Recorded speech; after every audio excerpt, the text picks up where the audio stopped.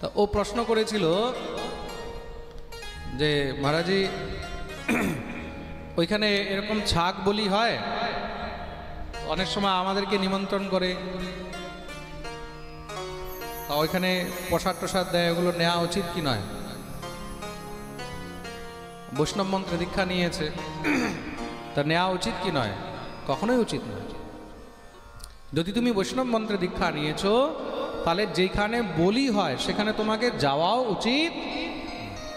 খুব মন দিয়ে শুনবে। এখন কেউ বলতে পারে বলে আমাদের রিলেটিভ বা আমাদের ঘরের লোক যদি রুষ্ট হয়, তার সঙ্গে ব্যবহার খারাপ হয়, হলে হোক,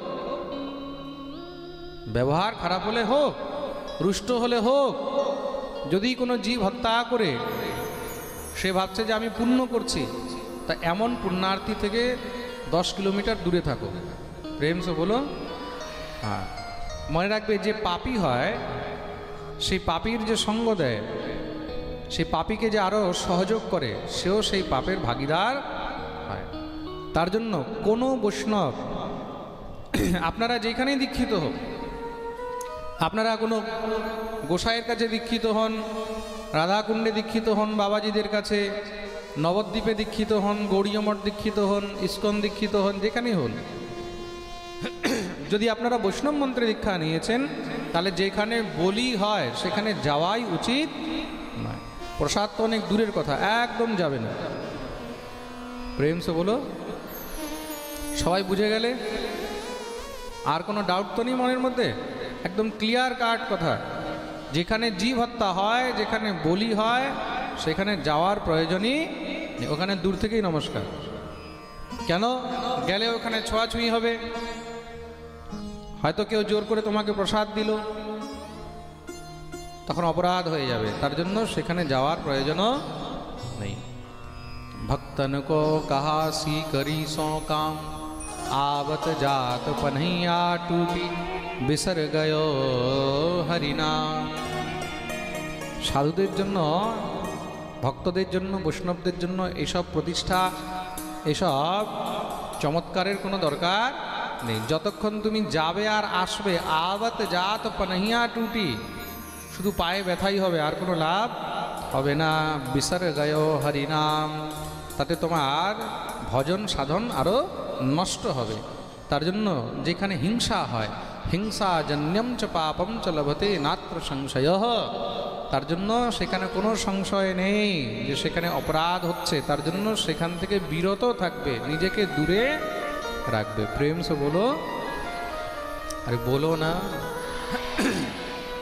আরো জোরে, আরো জোরে, সবাই দোনো হাত উপরে করে জয় জয় শ্রী রাধে। এখন কি এটাও বলতে পারে তাহলে কি মহারাজজি অন্য দেবদেবীদের দর্শন করতে যাব না? 100 বার যাবে। যেখানে বলি হয় না সেখানে 1000 বার যাবে, কোনো সমস্যা নেই। কালী মন্দির হোক, দুর্গা মন্দির হোক, মনসা মন্দির হোক, ধর্মরাজের মন্দির হোক, যেখানে বলি হয় না সেখানে 100 বার নয়, 1000 বার যাও, লাখ বার যাও, কোটি বার যাও, কোনো সমস্যা নেই। খুব যাও, গিয়ে প্রণাম করো, মাকে ধন্যবাদ করো। হে মা, তম বৈষ্ণবী শক্তির অনন্ত বীর্যা, তোমাকে আমরা, তুমি তো বৈষ্ণবী। মাকে কি বলা হয়েছে চণ্ডীর মধ্যে পড়ে দেখবে, চণ্ডী পাঠ করো, তখন এটার মধ্যে দেখবে স্পষ্ট লেখা রয়েছে, মাকে পরম বৈষ্ণবী, তম বৈষ্ণবী শক্তির অনন্ত বীর্যা। হ্যাঁ, তা হে বৈষ্ণবী, যারা মাকে যেই রূপে দেখে, যারা যেই দেবতাকে যেই রূপে দেখে, তার জন্য সেই দেবতা সেই রূপেই থাকেন। আমাদের বৃন্দাবনেও ভৈরব মন্দির আছে, জানো? বৃন্দাবনে আমাদের ভৈরব মন্দির আছে, ভৈরব বাবা।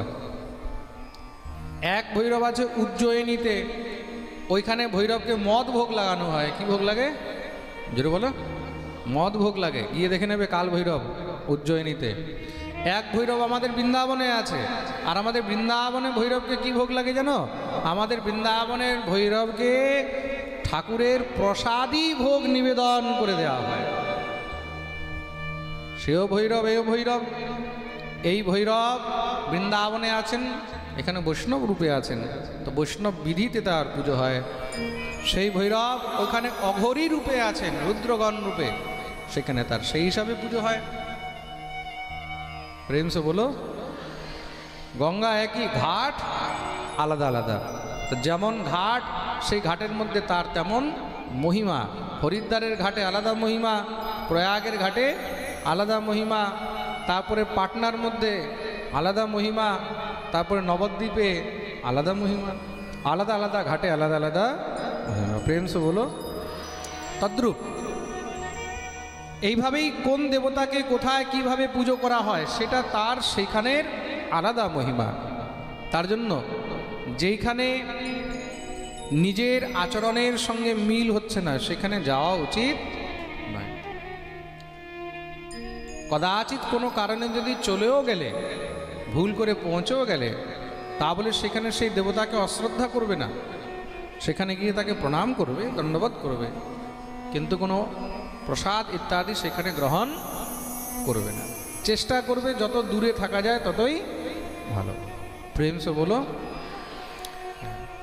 এখন অনেকে জানেই না বৃন্দাবনে ভৈরব মন্দির কোথায় আছে। আমাদের বাড়ির পাশেই আছে ভৈরব মন্দির, আমাদের রাধা শ্যামসুন্দরের পাশেই ভৈরব মন্দির আছে। গোপেশ্বরের দিকে যেতেই ডান দিকে ভৈরব মন্দির। প্রেম সে বলো। তো মহারাজ ঋষি ইন্দ্রকে অভিশাপ